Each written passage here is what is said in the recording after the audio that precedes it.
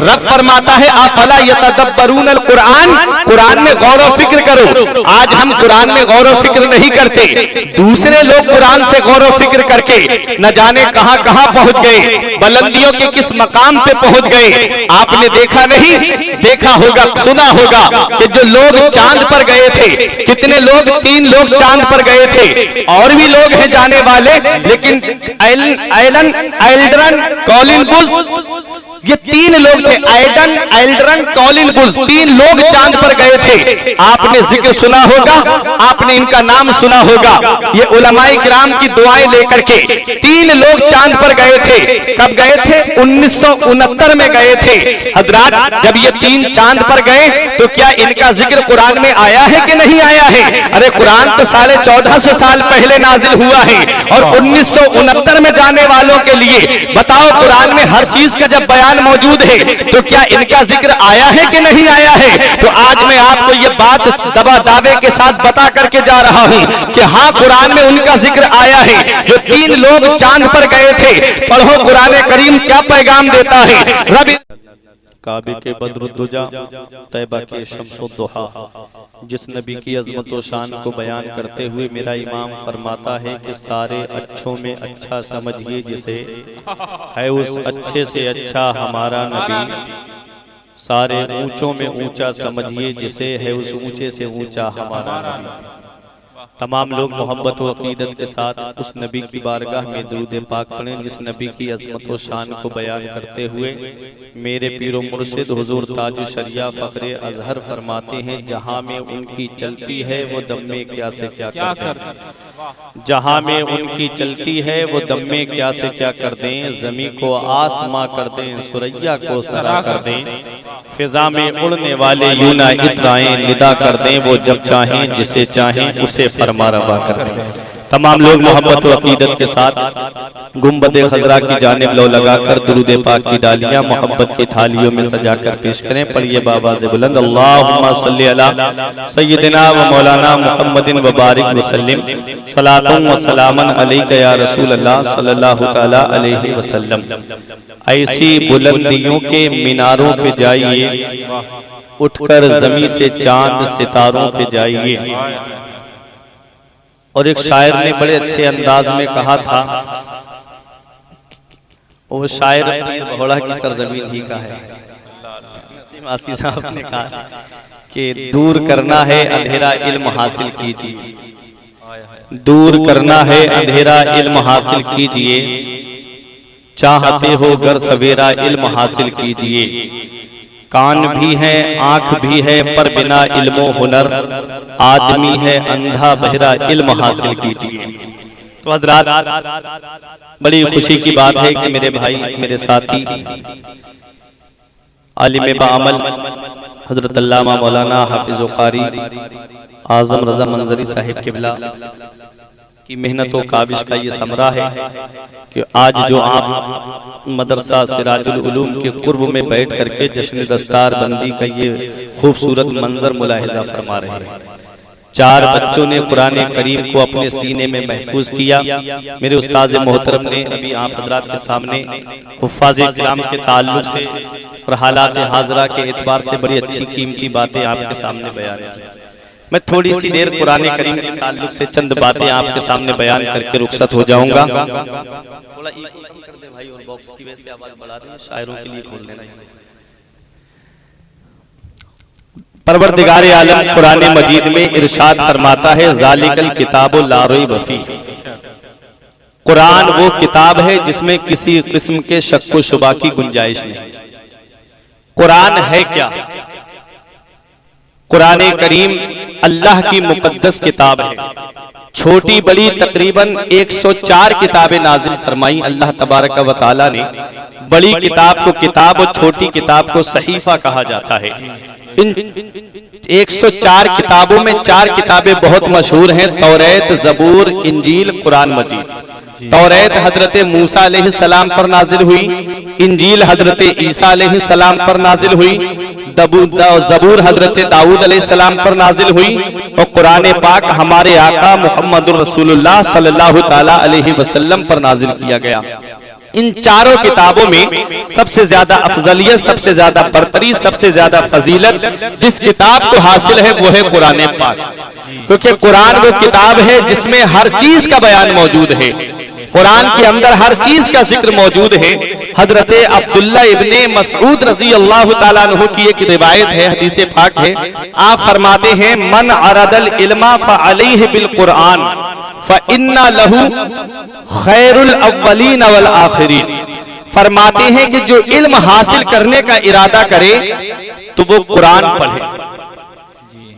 वालिदैन के लिए ये नसीहत है कि वो अपने बच्चों को तालीम देने का जब इरादा करें तो उनके हाथ में कुरान दे दें, क्योंकि कुरान वो किताब है फइन्ना लहू खैरुल अव्वलीन वल आखिरीन।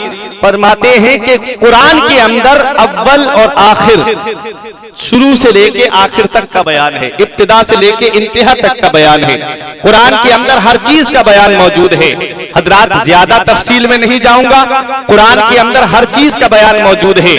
इसके ताल्लुक से मैं आपको बता दूं, इमाम गजाली से गैर मुस्लिम ने पूछा, इमाम गजाली से कहा हुजूर मैं आपसे कुछ बात करना चाहता हूं। इमाम गजाली ने फरमाया बोल। उसने कहा हुजूर मैंने कुरान करीम के अंदर ये पढ़ा है कि कुरान में सितारों की चाल का जिक्र है, कुरान के अंदर सितारों की चाल का जिक्र है। मुझे ये बताइए, आपके उलमाए किराम ये दावा करते हैं कि कुरान के अंदर हर चीज का बयान मौजूद है। मैंने कुरान के अंदर सितारों की चाल का जिक्र देखा है। सितारे जो आसमान में तैरते हैं, सितारे जो आसमान में चलते हैं, वो दो तरह के हैं। एक है मुस्बत अंदाज में सितारे चलते हैं और एक मनफी अंदाज में सितारे चलते हैं, यानी सीधी चाल भी सितारे चलते हैं और उल्टी चाल भी सितारे चलते हैं। तो सीधी चाल का जिक्र तो मुझे कुरान में मिल गया, लेकिन उल्टी चाल का जिक्र मुझे कुरान में नहीं मिला। एक गैर मुस्लिम सवाल कर रहा है, किससे? अपने वक्त के इमाम से, अपने वक्त के अल्लाह के वली से, अपने वक्त के बहुत बड़े फकीह से, हजरत इमाम गजाली से। इमाम गजाली ने फरमाया पहले ये बता तुझे सीधी चाल का जिक्र कहां से मिला, तुझे सीधी चाल का जिक्र कहां से पता चला? हजरात आज हम कुरान पढ़ते हैं तो सिर्फ फॉर्मेलिटी निभाने के तौर पे पढ़ते हैं। आज अगर कुरान खानी में हमें जाना पड़े तो आज हमको इतने जरूरी काम लग गए हैं कि थोड़ी देर पढ़ा और फौरन हम वहां से चलने लगते हैं। हजरात हम कुरान के अंदर गौर नहीं करते। रब फरमाता है अफला यतदब्बरून अल कुरान, कुरान में गौर और फिक्र करो। आज हम कुरान में गौर और फिक्र नहीं करते। दूसरे लोग कुरान से गौर और फिक्र करके न जाने कहां कहां पहुंच गए, बुलंदियों के किस मकाम पे पहुंच गए। आपने देखा नहीं, देखा होगा, सुना होगा कि जो लोग चांद पर गए थे, कितने लोग, 3 लोग चांद पर गए थे, और भी लोग हैं जाने वाले, लेकिन एल्ड्रन कॉलिन बुश, ये 3 लोग थे। एल्ड्रन कॉलिन बुश 3 लोग चांद पर गए थे। आपने जिक्र सुना होगा, आपने इनका नाम सुना होगा। ये उलमाए किराम की दुआएं लेकर के 3 लोग चांद पर गए थे। कब गए थे? 1969 में गए थे। हजरात जब ये 3 चांद पर गए तो क्या इनका जिक्र कुरान में आया है कि नहीं आया है? अरे कुरान तो 1450 साल पहले नाजिल हुआ है और 1969 में जाने वालों के लिए बताओ कुरान में हर चीज का जब बयान मौजूद है तो क्या इनका जिक्र आया है कि नहीं आया है? तो आज मैं आपको ये बात दावे के साथ बता करके जा रहा हूं कि हाँ कुरान में उनका जिक्र आया है। जो 3 लोग चांद पर गए थे, पढ़ो कुरान करीम क्या पैगाम देता है। रब इरशाद फरमाता है वल कमर, चांद की कसम, इज्जत तसक लतर का बुन्ना तबकन अन तबक फमा लहुम ला युमिनून। रब कुरान में फरमाता है चांद की कसम, चांद पर लोग जाएंगे, चांद की कसम, चांद पर लोग जाएंगे। रुकूब आया है, तरकबुन्ना का सेगा आया है। ये उलमाए किराम जानते हैं तरकबुन्ना रुकूब से बना है, जिसके मानाते किसी चीज पे सवार होकर के जाना। अंतरिक्ष में गए, चांद पे गए, मिसाइल की शक्ल में चीज में बैठ करके जब चांद पर पहुंचे। हजरात बताना मकसद ये है कि कुरान हमें ये पैगाम दे रहा है। कुरान 1450 साल पहले नाजिल हुआ था और 1969 में जाने वालों के लिए कुरान हमें ये बता रहा है कि लोग चांद पर जाएंगे और किसी चीज पर सवार होकर के जाएंगे। हमारे कुरान ने यह भी बता दिया कि 3 लोग जाएंगे, क्योंकि तरकबुन्ना जमा का सेगा है और जमा का इतलाक कम से कम 2 और ज्यादा से ज्यादा 3 पर होता है। हमें कुरान ने यह पैगाम दे दिया कि जो चांद पर जाएंगे वो 3 लोग जाएंगे, और कुरान ने यह भी बता दिया कि वो मुसलमान नहीं बल्कि गैर मुस्लिम जाएंगे, क्योंकि कुरान पैगाम देता है फमा लहुम ला युमिनून, तुमको क्या हो गया कि तुम ईमान नहीं लाते हो। ला युमिनून का इतलाक ईमान वाले पे नहीं होता बल्कि गैर मुस्लिम पे होता है। तब पता चला कि लोग 1969 में गए थे और कुरान ने 1450 साल पहले उनके जाने का ऐलान कर दिया। नारे तकबीर, नारे रिसालत, नारे गौसियत, फैज़ाने आला हज़रत, फैज़ाने कुरान पाक, जश्न दस्तारे कुरान पाक। हज़रात मैं देख रहा हूं जो भी आ रहा है वो गले को पकड़ता हुआ जा रहा है। साहब की आवाज बहुत अच्छी है अल्हम्दुलिल्लाह, कभी भी आवाज नहीं दबती है, लेकिन आज नात शरीफ पढ़ते हुए आवाज दब रही थी। कुछ कर दीजिए, जब जोर से आदमी बोल रहा है तो इसकी आवाज कम हो जा रही है, थोड़ा सा करिए बस। ठीक है, मैं बताना चाहता हूं, देखिए कुरान में हर चीज का बयान मौजूद है। आज हम कुरान पढ़ते हैं तो फॉर्मेलिटी निभाने के लिए पढ़ते हैं। देखो इमाम गजाली से उसने सवाल किया, हुजूर सितारे 2 तरह के चलते हैं, एक पॉजिटिव अंदाज में चलते हैं, दूसरे निगेटिव अंदाज में चलते हैं। उसने कहा हुजूर एक मुस्बत चाल है और एक मनफी चाल है। मुस्बत का मुझे तरीका कुरान से पता चल गया, लेकिन मनफी का तरीका मुझे नहीं पता चला। इमाम गजाली ने मुस्कुरा के फरमाया अगर थोड़ा और गौर कर लेता तो तुझे अपनी चाल भी पता चल जाती है। उसने कहा हुजूर आप बता दीजिए। अब सुनो, बहुत इल्मी बात बता रहा हूँ, ये उलमाए किराम मुझे अपनी दुआओं से नवाजेंगे। कुरान में इमाम गजाली ने फरमाया कि बता तूने कहां पर पढ़ा है कि सितारों की सीधी चाल का जिक्र। उसने कहा मैंने सूरह यासीन शरीफ में पढ़ा है। बोले कौन सी आयत में? उसने कहा कुल्लुन फी फलक। कहा कुल्लुन फी फलक यसबहून, हर चीज आसमान में तैर रही है, हर चीज आसमान में तैर रही है। तो सितारों के तैरने का जिक्र मुझे इस आयत से मिल गया, सितारों के चलने का जिक्र मुझे इस आयत से मिल गया, लेकिन मुस्बत अंदाज में मिला है, मनफी अंदाज में नहीं मिला है। अब देखें ये मुझे अपनी दुआओं से नवाजेंगे। सितारों के चाल का जिक्र कुरान से मिल गया, कहा कुल्लुन फी फलक। इमाम गजाली ने फरमाया सुन, कुल्लुन फी फलक, कुल्लुन फी फलक, हर चीज आसमान में। फरमाया कुल में पहला हर्फ क्या है? काफ। दूसरा हर्फ क्या है? लाम। फिर उसके बाद फी में पहला हर्फ फा, फिर उसके बाद या, फिर फलक में पहला हर्फ फा, दूसरा हर्फ लाम, तीसरा हर्फ काफ। फलक। अब इसको उल्टा देखिए, अब फलक में पहला हर्फ क्या है? काफ, दूसरा हर्फ क्या है? लाम, मिलाओ क्या हुआ? कुल। अब फलक का फा और इधर फी के या मिलाकर के हुआ फी, अब बचा फा और इधर बचा कुल। अब इधर फा और लाम और काफ मिला करके होता है फलक। कुल्लुन फी फलक को अगर सीधी तरफ से पढ़ेंगे तो सीधी चाल मुराद है, और अगर उल्टी तरफ से पढ़ेंगे तो उल्टी चाल। हर चीज का जिंदाबाद, जिंदाबाद, जिंदाबाद। चीज का बयान कुरान के अंदर मौजूद है। नारे तकबीर, नारे रिसालत, नारे गौसियत, इश्क मोहब्बत, इश्क मोहब्बत। इसलिए बख्शिश की राह मोमिनो आसान बना लो, बख्शिश की राह मोमिनो आसान बना लो, अपने लिए निजात का सामान बना लो। दुनिया की किताबों पे नजर बाद में रखना, बच्चों को पहले हाफिजे कुरान बना लो। दुनिया की किताबों पे नजर बाद में रखना, बच्चों को पहले हाफिजे कुरान बना लो। बच्चे के सीने में जब कुरान होगा, और कुरान की ये शान है, नबी फरमाते हैं अगर कुरान को चमड़े में लपेट करके आग में डाल दिया जाए, मिशकात शरीफ में हदीस है, नबी फरमाते हैं तो आग कुरान करीम को नहीं जला सकती। अरे जब आग कुरान करीम को नहीं जला सकती तो जिस सीने में कुरान महफूज हो उस सीने को जहन्नम की आग कैसे जला सकती?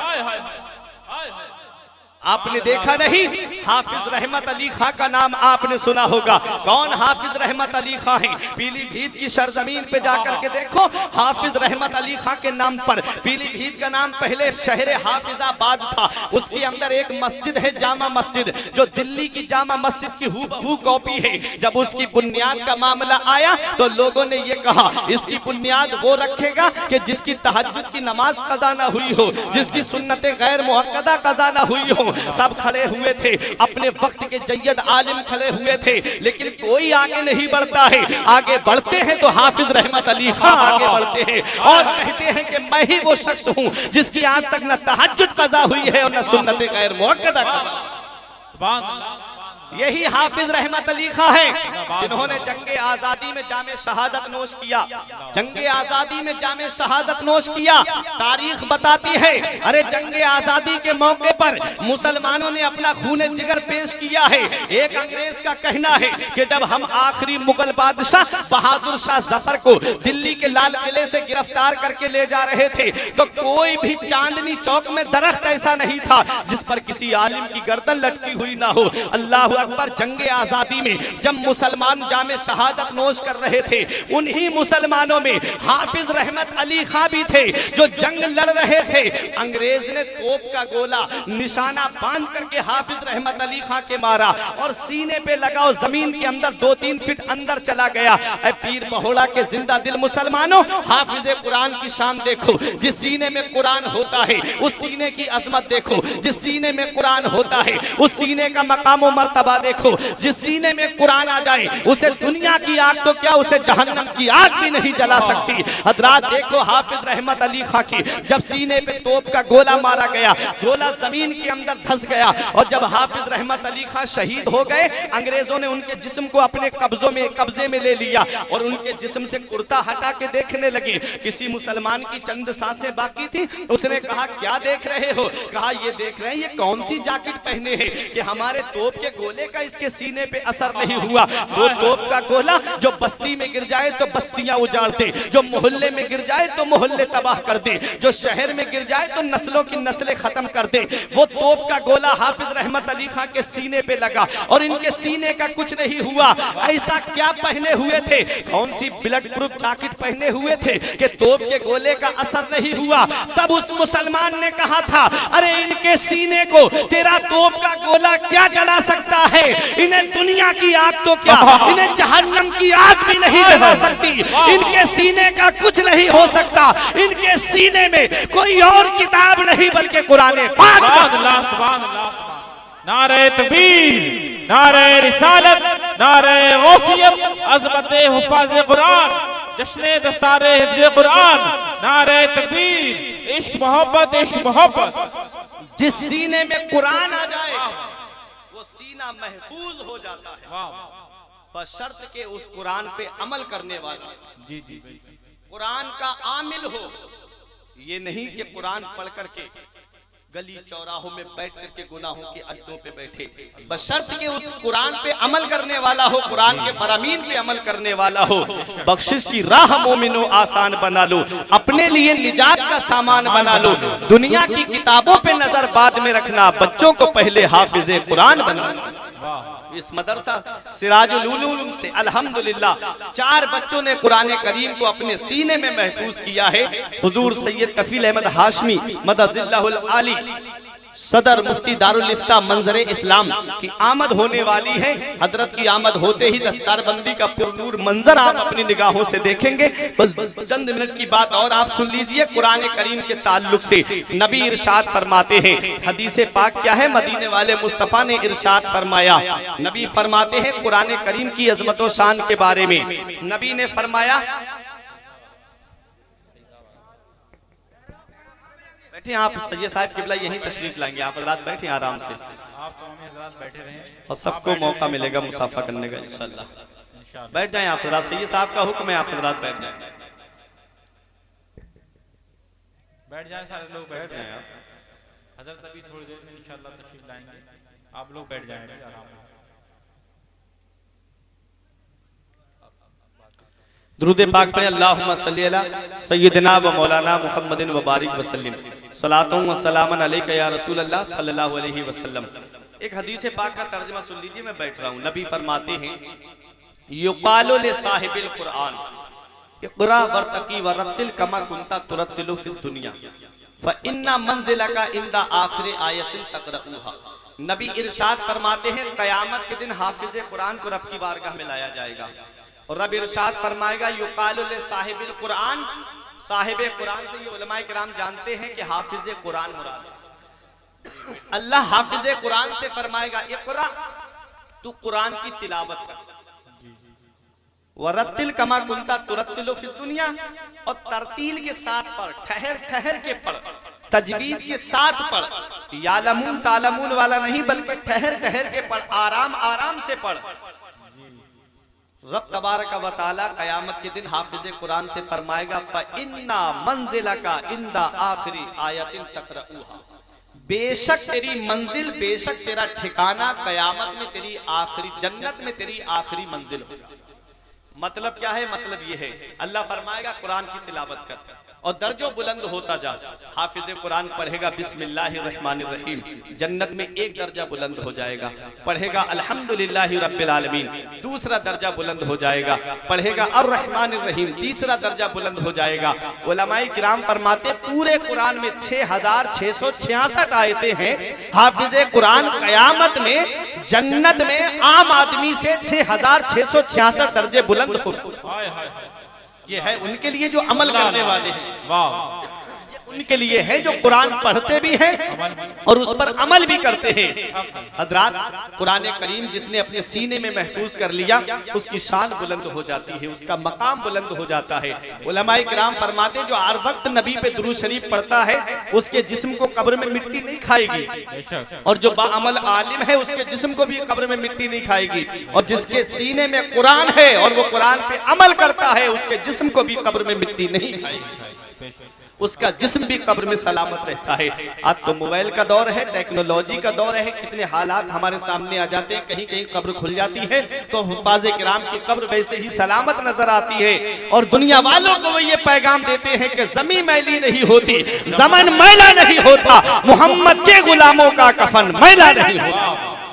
ये कुरान सीखो और दूसरों को सिखाओ।